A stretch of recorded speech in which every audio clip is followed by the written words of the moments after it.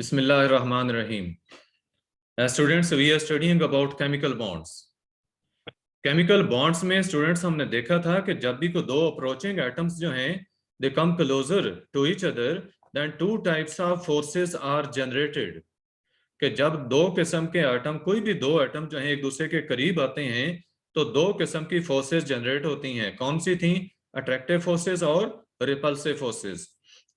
जैसा मैंने आपको ये डायग्राम के साथ एक्सप्लेन किया था कि ये ब्लैक कलर में न्यूक्लियाई हैं दो एटम्स के, और ये बाहर जो आप ग्रे सा सफीर देख रहे हैं ये इलेक्ट्रॉन क्लाउड है। जब ये दो एटम एक दूसरे के करीब आए हैं तो दोनों के न्यूक्लियाई के दरमियान रिपल्सिव फोर्सेस जनरेट हो रही हैं, और इसी तरह से दोनों के इलेक्ट्रॉन क्लाउड्स के दरमियान भी रिपल्सिव फोर्सेस हैं। जबकि अट्रैक्टिव फोर्सेस कौन सी हैं? एक एटम का न्यूक्लियस और दूसरे का इलेक्ट्रॉन क्लाउड, इसी तरह दूसरे का न्यूक्लियस और पहले का इलेक्ट्रॉन क्लाउड। यानी एक एटम के न्यूक्लियस और दूसरे के इलेक्ट्रॉन क्लाउड्स के दरमियान अट्रैक्टिव फोर्सेस पैदा हो रही हैं, जबकि दोनों के न्यूक्लियाई के दरमियान और दोनों के इलेक्ट्रॉन क्लाउड्स की आपस में रिपल्सिव फोर्सेस जनरेट हुई हैं। अब अगर अट्रैक्टिव फोर्सेस डोमिनेट करती हैं तो बॉन्ड बन जाता है, लेकिन अगर रिपल्सिव फोर्सेस डोमिनेट कर जाएं तो बॉन्ड नहीं बनता। डोमिनेट करना का मतलब है कि इंक्रीज हो जाना, रिजल्टेंट आपकी अट्रैक्टिव फोर्स बने। देखिए अट्रैक्टिव फोर्स भी पैदा हुई है, रिपल्सिव भी पैदा हुई है। अगर अट्रैक्टिव फोर्स ज्यादा है, रिपल्सिव थोड़ी है, तो नेट फोर्स क्या बनेगी बेटे? नेट फोर्स क्या बनेगी?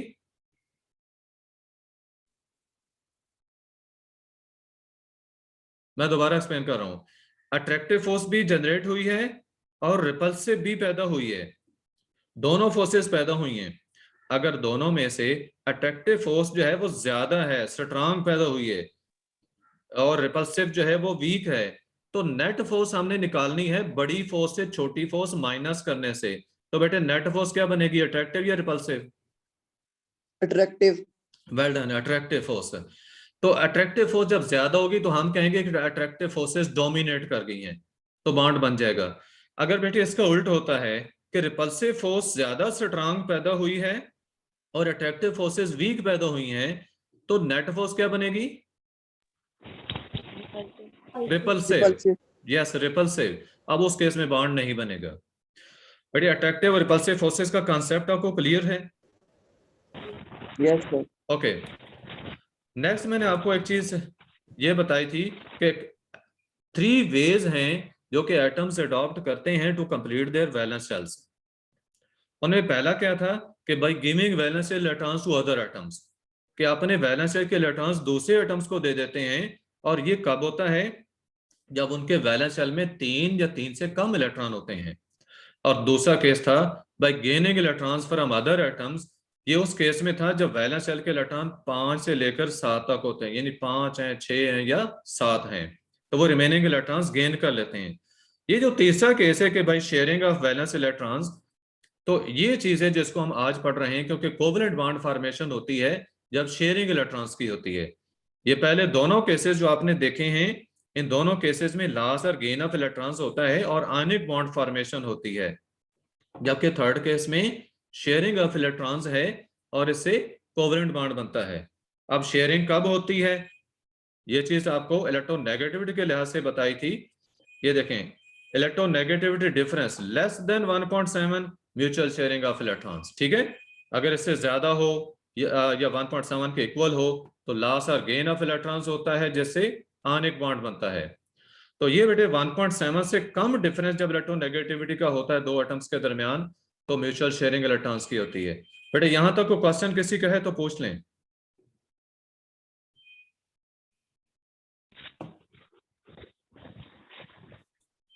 Any student? यस सर मैंने पूछना था सर, ये आप बुक पे लिखा हुआ है सर जब बॉन्ड फॉर्मेशन सिमिलर एटम्स और between the atoms that have comparable negative electronegativity. ठीक है सर जो केमिकल बॉन्ड फॉर्मेशन होती है सर शेयरिंग की वजह से होती है। हाँ जी होती है। This sharing of electrons will be mutual और वन साइडेड। तो इसमें वन साइडेड का क्या मतलब? वन साइडेड, ओके बेटे, वन साइडेड शेयरिंग उस वक्त होनी है जब डेटे कोवलेंट बॉन्ड बनना है, उसमें सिर्फ एक ही एटम की तरफ से इलेक्ट्रॉन शेयर होने हैं, दूसरे ने कंट्रीब्यूट कुछ नहीं करना। अभी आप एग्जांपल्स में आगे देखेंगे कि जब कोवलेंट बॉन्ड फॉर्मेशन हो रही है तो इसमें दोनों एटम्स की तरफ से इक्वल कंट्रीब्यूशन हो रही है, यानी दोनों एटम्स इलेक्ट्रॉन प्रोवाइड कर रहे हैं।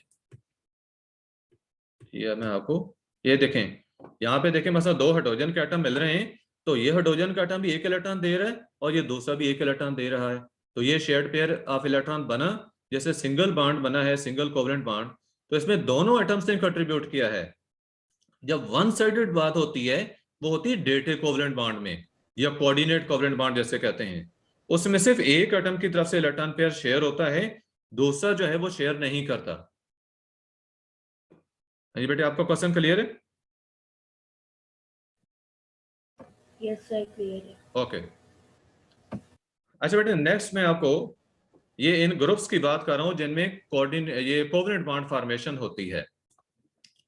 ग्रुप 13 टू ग्रुप 17 एलिमेंट्स, ये बेटे ग्रुप 13 आता है। देखिए ये पहला ग्रुप है, ये दूसरा ग्रुप है, इसके बाद दरमियान में 10 ग्रुप्स आ जाते हैं डी ब्लॉक वाले, ठीक है, 10 + 2 12। जी बोले।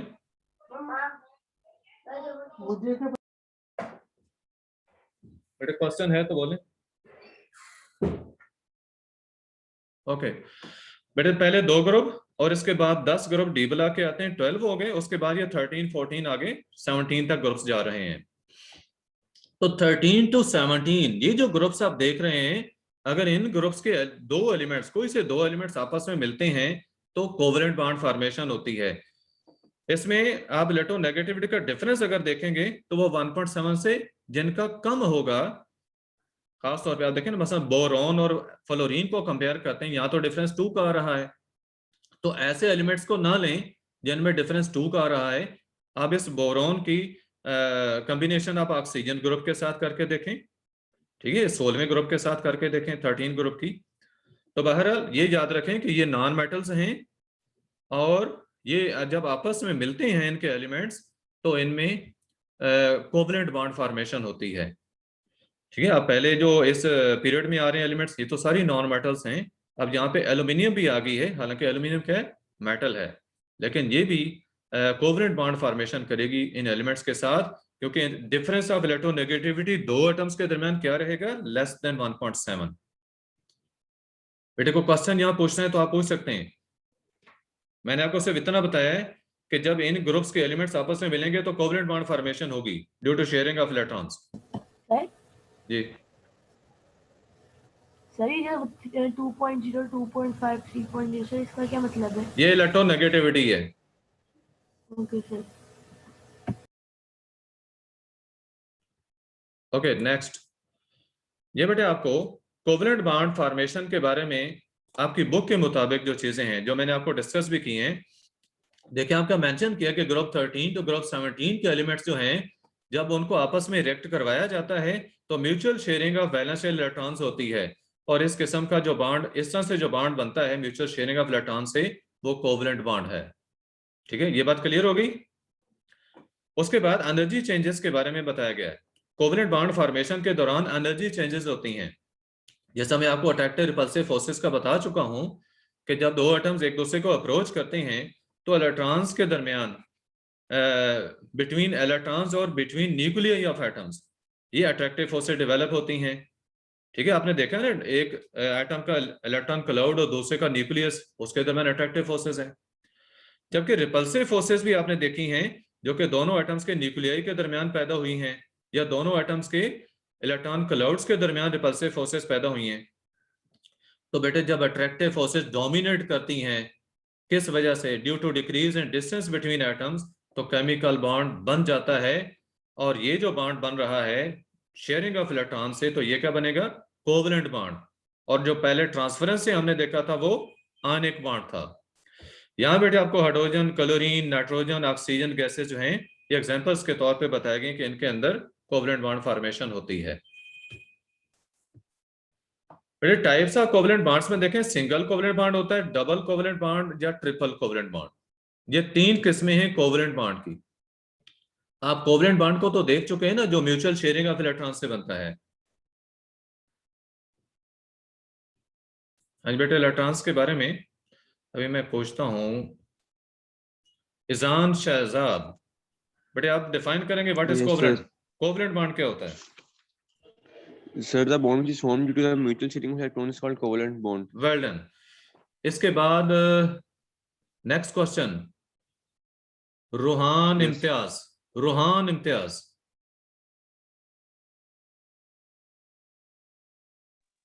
यस बेटे आप बताएं कोवलेंट बॉन्ड्स के मैंने कितनी किस्में बताई हैं आपको? सर 3 यस, 3 टाइप्स हैं। कौन कौन सी हैं? Single double triple.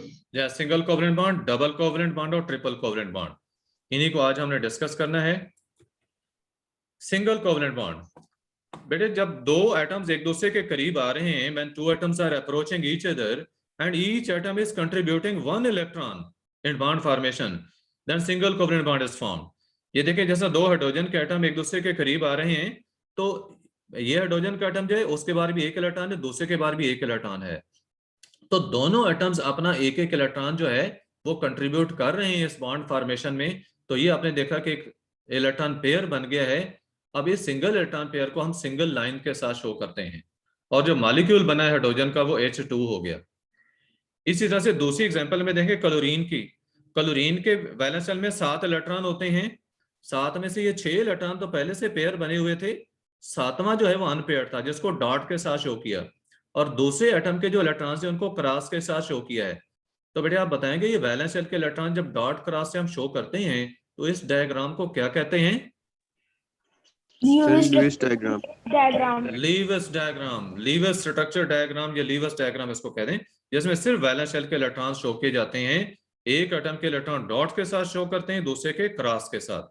तो बेटे ये जो 7वां इलेक्ट्रॉन था पहले क्लोरीन एटम का और दूसरे का जो अनपेयर्ड थे, उन्होंने वो शेयर कर लिए आपस में, तो दोनों एटम ने एक एक इलेक्ट्रॉन जो है वो कंट्रीब्यूट किया यहाँ पे। तो इसे नीचे देखें, ये Cl डैश सिंगल डैश के साथ इसको इंडिकेट किया सिंगल कोवलेंट बॉन्ड। इसके बाद नेक्स्ट एक एग्जांपल HCl की देखें। हाइड्रोजन ने एक इलेक्ट्रॉन कंट्रीब्यूट किया, इस तरह क्लोरीन ने भी अपना एक इलेक्ट्रॉन कंट्रीब्यूट किया, तो HCl का भी सिंगल कोवलेंट बॉन्ड बन गया। ये CH4 मीथेन के अंदर देखें, कार्बन के वैलेंस शेल में 4 इलेक्ट्रॉन होते हैं। अब 4 इलेक्ट्रॉन जो हैं पहले हैं, उसको और कितने चाहिए थे? 4 और चाहिए थे ताकि ऑक्टेट पूरा हो जाए। तो बेटे हाइड्रोजन के वैलेंस शेल में सिर्फ एक इलेक्ट्रॉन होता है। अब हाइड्रोजन का एक एटम तो एक इलेक्ट्रॉन दे सकता था, तो कार्बन के 4 इलेक्ट्रॉन की जरूरत को पूरा करने के लिए हाइड्रोजन के 4 एटम इकट्ठे मिले हैं यहाँ पे कार्बन के साथ। हाइड्रोजन के 4 एटम जो है वो शेयरिंग कर रहे हैं अपने एक एक इलेक्ट्रॉन की, और 4 सिंगल कोवलेंट बॉन्ड बन रहे हैं। ठीक है, 4 सिंगल कोवलेंट बॉन्ड बन रहे हैं संस। Yes sir. हाँ बेटे क्लियर है? Yes sir, clear. Okay sir मैं आपसे पूछना था कि हमने सारी एग्जाम जी, एजाना पूछ रहे थे कि एग्जांपल्स जो हैं वो एक देनी है या सर, ज्यादा मैं- देनी है? हाँ जी, सर यस सर 2-3 काफी होंगे एग्जांपल? हाँ जी बेटा काफी, दो एग्जांपल दे दें, एटलीस्ट 2 दे दें, काफी हैं। और एग्जांपल के साथ आप ज्यादा दे न दे। जी आपके क्लियर नहीं, क्वेश्चन सुना नहीं गया? एग्जांपल्स के साथ स्ट्रक्चर भी बनाना है। बिल्कुल बनानी है बेटा, स्ट्रक्चर बिल्कुल बनानी है। देखिए मसलन आप क्लोरीन के एग्जांपल देना चाहते हैं, ये डॉट एंड क्रॉस डायग्राम इसकी बनाए, नीचे ये Cl जो है सिंगल बॉन्ड के साथ शो कर दें, इस तरह HCl को शो कर दें। आप 2 एग्जांपल दे दें सफिशिएंट रहेंगी, लेकिन अगर कुछ ज्यादा देना चाहे तो ज्यादा बेहतर रहेगा। ठीक है, जैसा देखें ना हाइड्रोजन की एक एग्जांपल दी गई है, ये हाइड्रोजन की दे दें, इधर से क्लोरीन की दे दी, 2 एग्जांपल सफिशिएंट है। जो आप HCl आगे करना चाहते हैं इट्स अप टू यू। बेटा सिंगल कोवलेंट बॉन्ड क्लियर है सबको? Yes sir. ओके, इसी बॉन्ड की फॉर्मेशन हम शेल्स के लिहाज से देखते हैं। ये देखें हाइड्रोजन के 2 एटम्स जो हैं that are approaching each other, तो इनके वैलेंस शेल के इलेक्ट्रॉन यहाँ भी डॉट और क्रॉस से शो किए गए हैं। इन्होंने बेटे ये देखें ओवरलैपिंग की, इनके शेल्स ओवरलैप कर गए हैं, यहाँ इनके ये इलेक्ट्रॉन शेयर हो गए हैं, तो इस तरह से हाइड्रोजन का मॉलिक्यूल बन गया है। अब इस तरह क्लोरीन के भी देखें, ये वैलेंस शेल इंडिकेट किए गए हैं, ये इनके इलेक्ट्रॉन्स अप्रोच करेंगे और सिंगल कोवलेंट बॉन्ड बन जाएगा। ठीक है, डायग्राम से क्लियर है ये? Yes sir. ओके, नेक्स्ट बेटा डबल कोवलेंट बॉन्ड। सारी बातें सिंगल कोवलेंट बॉन्ड की हैं, जहां पे आप वहां पे हर एटम ने एक एक इलेक्ट्रॉन कंट्रीब्यूट किया था, तो यहाँ पे हर एटम 2-2 इलेक्ट्रॉन्स कंट्रीब्यूट करेगा। जैसा देखें ये 2 ऑक्सीजन के एटम जो हैं अप्रोच्ड ईच अदर, तो इसके इलेक्ट्रॉन 2 और दूसरे के भी 2 इलेक्ट्रॉन जो हैं ये शेयर हो रहे हैं। ये देखें दरमियान में इन्होंने 2 इलेक्ट्रॉन शेयर किए, तो डबल कोवलेंट बॉन्ड बना, जिसको हम डबल लाइन के साथ इंडिकेट करेंगे, और मॉलिक्यूल O2 का बना है। इसी तरह यहाँ पे ये इथीन का मॉलिक्यूल है, इथीन, ETHENE, इथीन, ये इधर आपके यहाँ मेंशन भी है। तो कार्बन के बेटे वैलेंस शेल में आपको पता है 4 इलेक्ट्रॉन होते हैं, उनमें से 2 इलेक्ट्रॉन दोनों कार्बन ने आपस में शेयर कर लिए हैं। बाकी जो 2 बच गए थे वो एक हाइड्रोजन एटम के साथ शेयर कर रहे हैं इलेक्ट्रॉन्स, और सिंगल कोवलेंट बॉन्ड उनके हाइड्रोजन्स के साथ बने हैं, और आपस में उनका डबल कोवलेंट बॉन्ड बना है। तो 2 एग्जांपल्स यहाँ बेटे, टोटली 2 एग्जांपल्स दी गई हैं। सर ये जो सिंगल आपने कोवलेंट भी बॉन्ड हाइड्रोजन के साथ कैसे बना? एहसान बेटे दोबारा बोले। सिंगल कोवलेंट बॉन्ड हाइड्रोजन के साथ कैसे बना? हाइड्रोजन के साथ कैसे बना? बेटे आप सिंगल कोवलेंट बॉन्ड में देख चुके हैं कि जब एक इलेक्ट्रॉन पेयर शेयर होता है तो सिंगल कोवलेंट बॉन्ड बनता है। यहाँ हाइड्रोजन के साथ देखें एक इलेक्ट्रॉन पेयर शेयर हो रहा है, जिसमें एक इलेक्ट्रॉन हाइड्रोजन का है, दूसरा इलेक्ट्रॉन कार्बन का है, चारों केसेस में। यहाँ भी देखें सेम केस है, इस हाइड्रोजन के साथ भी ऐसे ही है, इसके साथ भी ऐसे ही है, सिंगल इलेक्ट्रॉन पेयर शेयर हो रहा है, तो ये सिंगल कोवलेंट बॉन्ड्स बनेंगे। इसमें ये 1 2 3 4 सिंगल कोवलेंट बॉन्ड्स हैं, जबकि दरमियान में देखें 2 इलेक्ट्रॉन पेयर शेयर हुए हैं, तो यहाँ डबल कोवलेंट बॉन्ड बना है। Your question clear sir ji? Sir लेकिन ना यहाँ हाइड्रोजन 2 हाइड्रोजन एक कार्बन के साथ शेयर हो रहा है। बेटे आपने इस पहली एग्जांपल में देखा है कि एक कार्बन के साथ 4 हाइड्रोजन मिली हैं। अब वो 4 क्यों मिली थी? क्योंकि कार्बन के एक एटम के बाद 4 इलेक्ट्रॉन थे, उसको ऑक्टेट पूरा करने के लिए 4 और इलेक्ट्रॉन चाहिए थे। अब हाइड्रोजन का एक एटम मिलता वो तो एक इलेक्ट्रॉन शेयर कर सकता था, तो 4 की जरूरत पूरी करने के लिए 4 एटम यहाँ पे मिले थे। इसी तरह यहाँ देखें कि दोनों कार्बन एटम्स ने अब 2 इलेक्ट्रॉन तो आपस में शेयर कर लिए हैं। अगर 2 इलेक्ट्रॉन शेयर कर लिए आपस में तो टोटल कितने हो गए? 4 दरमियान में और 2, ये 6 इलेक्ट्रॉन हो गए उनके after sharing with each other. तो 2 और चाहिए ना? यस 2 और चाहिए थे, इसलिए 2 एटम हाइड्रोजन के दोनों कार्बन के साथ मिल रहे हैं। It is clear to all? Yes sir. ये जो ऊपर उन्होंने ऑक्सीजन की एग्जांपल दिए थे, इसके अंदर उन्होंने ये ब्लैक जो डॉट्स लगाए सर, ये क्यों लगाए? बेटे ब्लैक डॉट्स लगाए हैं कि वो बॉन्ड फॉर्मेशन में हिस्सा नहीं ले रहे, ठीक है? जो बॉन्ड फॉर्मेशन में हिस्सा ले रहे हैं उनको उन्होंने पिंक कलर के साथ शो किया है, जो हिस्सा नहीं ले रहे उनको उन्होंने ब्लैक कलर के साथ शो किया, और कोई फर्क नहीं है। सर हम भी शो करेंगे ये? बेटे आपने तो एक ही कलर से शो करना है सबको, ब्लू पेन के साथ आपने लिखना है एक कलर से। कोई ये सिर्फ आपको समझाने के लिए है। आपने जब लिखना है तो एग्जामिनर को बेटे आपको तो समझाने की जरूरत नहीं है ना, आपने तो सिर्फ ये शो करना है कि आपको चीज आती है, उसको तो बेटे पहले से पता है, ठीक है? ये सिर्फ क्लियर करने के लिए, क्लैरिटी के लिए। Any other question? ओके बेटे वो गो टू नेक्स्ट डायग्राम के साथ देखें। ऑक्सीजन के 2 एटम जो एक दूसरे ऑक्सीजन के 2 एटम जब एक दूसरे के करीब आए तो देखें बेटे इस ऑक्सीजन का ये इलेक्ट्रॉन और ये वाला इलेक्ट्रॉन ये अनपेयर्ड है, इसके भी ये दोनों इलेक्ट्रॉन्स अनपेयर्ड हैं। सर आपकी आवाज है? हाँ जी, वो कॉल की वजह से डिस्टर्बेंस हुई है। हाँ जी ठीक है, क्लियर है ये दोनों अनपेयर्ड इलेक्ट्रॉन्स हैं। अब ये अनपेयर्ड इलेक्ट्रॉन्स आपस में देखें यहाँ शेयर हो रहे हैं, ठीक है? अनपेयर्ड इलेक्ट्रॉन दोनों के 2 इलेक्ट्रॉन शेयर हो गए हैं, तो ये 2 इलेक्ट्रॉन पेयर शेयर हुए। अब 2 इलेक्ट्रॉन पेयर शेयर होने से क्या हुआ है? 2 जो है वो कोवलेंट बॉन्ड बनेंगे ना, यानी डबल कोवलेंट बॉन्ड बना। हाँ जी आवाज क्लियर है मेरी? Yes sir. Okay, double covalent bond बेटे 2 ऑक्सीजन एटम्स के दरमियान बन जाएगा क्योंकि 2 इलेक्ट्रॉन पेयर शेयर हो गए हैं। Next triple covalent bond formation में बेटे हर एटम जो है वो 3 इलेक्ट्रॉन कंट्रीब्यूट करता है बॉन्ड फॉर्मेशन में। जैसा देखिए ये नाइट्रोजन के 2 एटम्स आपस में मिल रहे हैं, तो हर नाइट्रोजन के ये जो 3 इलेक्ट्रॉन हैं जो अनपेयर्ड फॉर्म में शो किए हुए थे, ये तीनों यहाँ पे शेयर हो गए हैं 2 नाइट्रोजन के एटम्स के दरमियान। तो चूंकि 3 इलेक्ट्रॉन पेयर्स हैं तो 3 बॉन्ड्स बनेंगे, हम इसको 3 लाइंस के साथ शो करेंगे, तो नाइट्रोजन का मॉलिक्यूल बना। इसी तरह ये इथाइन है जिसको एसिटाइलिन भी कहते हैं, इसके 2 कार्बन के दरमियान देखें, अगेन कार्बन के 4 इलेक्ट्रॉन थे वैलेंस शेल में, उन्होंने 3 आपस में शेयर कर लिए हैं, तो जब बेटे 3-3 आपस में शेयर किए तो 6 इलेक्ट्रॉन हो गए दोनों के। अब और कितने चाहिए थे? 2 2 और चाहिए थे। हर कार्बन को 2 और चाहिए थे। तो एक इलेक्ट्रॉन उसने एक एक हाइड्रोजन के साथ शेयर कर लिया। ठीक है ना, ये देखे ना, 4 तो इनके आपस में शेयर हुए ना, लेकिन एक एक इलेक्ट्रॉन और भी था। 4 बल्कि कितने, 6 आपस में शेयर हो गए थे, एक एक इलेक्ट्रॉन पहले अलग भी था। तो 7 इलेक्ट्रॉन इनके पास थे, एक और चाहिए था, इसलिए एक एक एटम हाइड्रोजन का साथ मिल रहा है।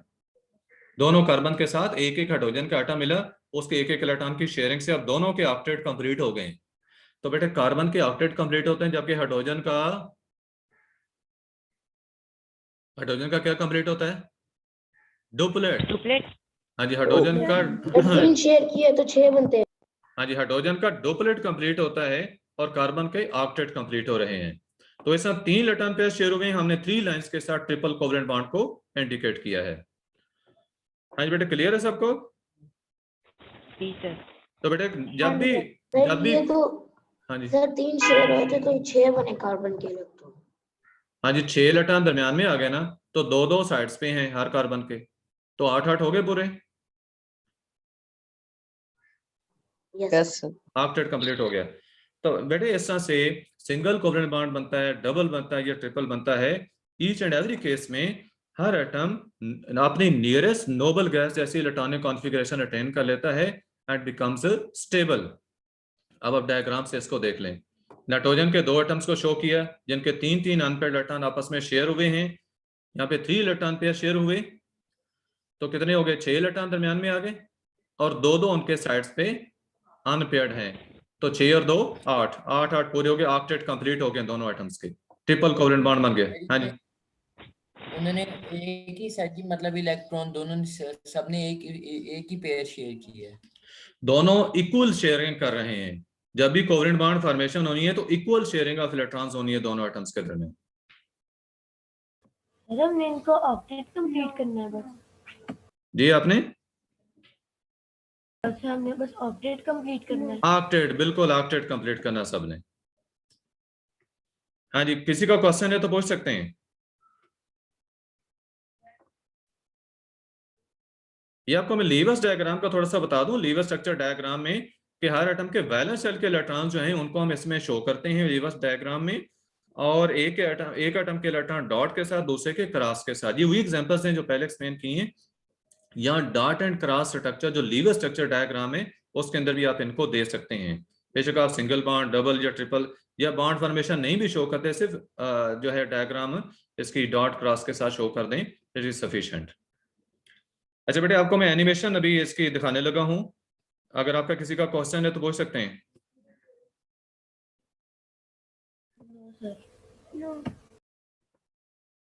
हाँ जी, एनिमेशन का पेज क्लियर देख रहे हैं सब लोग? जी सर। Okay, yes sir. हाँ जी बेटे, देख लें, ये सिंगल कोवलेंट बॉन्ड फॉर्मेशन हो रही है। 1 पेयर इलेक्ट्रॉन्स का शेयर हुआ 2 एटम्स के दरमियान। तो ये 2 क्लोरीन के एटम्स हैं।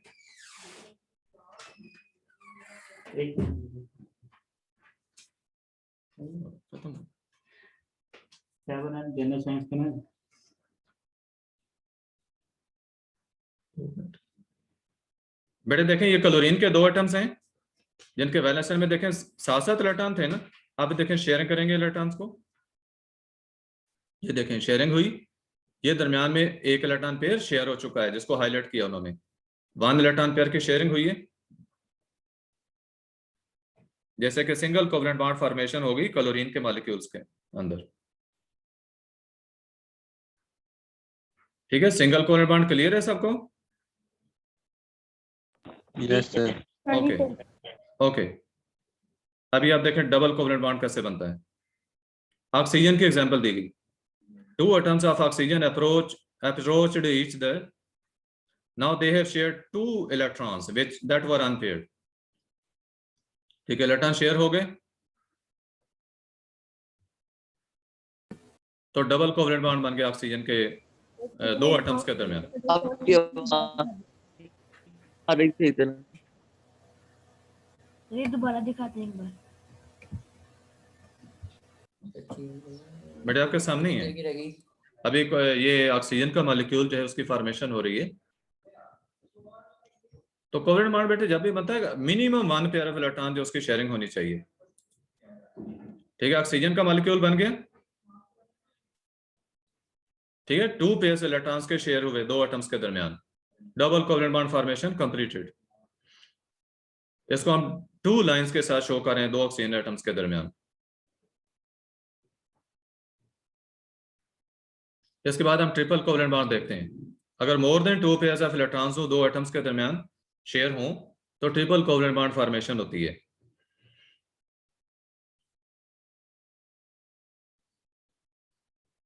अब ट्रिपल कोवेलेंट बॉन्ड फॉर्मेशन के अंदर नाइट्रोजन की एग्जांपल लेते हैं। नाइट्रोजन के 2 एटम जब एक दूसरे को अप्रोच करेंगे तो इनके दरमियान ट्रिपल कोवेलेंट बॉन्ड बनता है। ये देखिए उन्होंने 3 इलेक्ट्रॉन्स आपस में शेयर किए हैं। 2 एटम्स के दरमियान देखें 3 इलेक्ट्रॉन पेयर शेयर हो चुके हैं due to contribution of 3 electrons from each atom. तो ट्रिपल कोवेलेंट बॉन्ड नाइट्रोजन का बन चुका। बेटे क्लियर है सबको? सर अगर ट्रिपल कोवेलेंट बॉन्ड्स मतलब 3 से ज्यादा शेयर हो तो क्या होगा? 3 से ज्यादा की शेयरिंग नहीं होती दरमियान में, ठीक है। 3 से ज्यादा इलेक्ट्रॉन जो हैं वो दरमियान में शेयर नहीं होते। हाँ जी क्लियर है? Yes sir. बेटा किसी का कोई क्वेश्चन तो नहीं है अभी?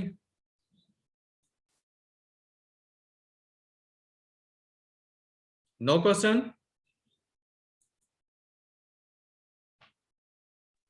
No sir. Okay. Okay, I am ending this lecture. Allah Hafiz.